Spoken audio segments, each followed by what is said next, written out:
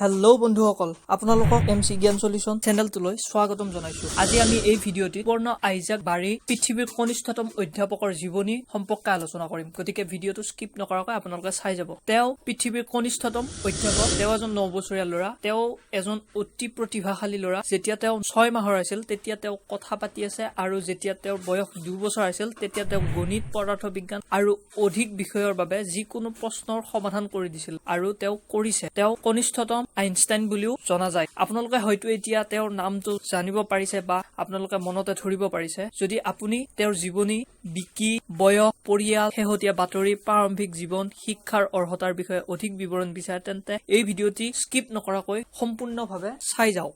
তেওঁৰ জন্ম 2012 চনৰ 9 এপ্ৰিলত আমেৰিকা যুক্তৰাষ্ট্ৰৰ নিউয়ৰ্কত হৈছিল। সুবৰ্ণ আইজাক ডাঙৰীয়া তেতিয়া বয়স আছিল 2 বছৰ যেতিয়া তেওঁক ছাৰ আইজাক নিউটনৰ আইজাক খিতাপীটো দিয়া হৈছিল। তেওঁক ছাৰ আইজাক নিউটনৰ পিছত তেওঁৰ পিতৃ মাতৃৰ পৰা তেওঁক সুবৰ্ণ বাৰীৰ পৰা সুবৰ্ণ আইজাক বাৰীলৈ সলনি কৰিবলৈ এটা বাৰ্তা অনুৰোধ প্ৰাপ্ত কৰা হৈছিল।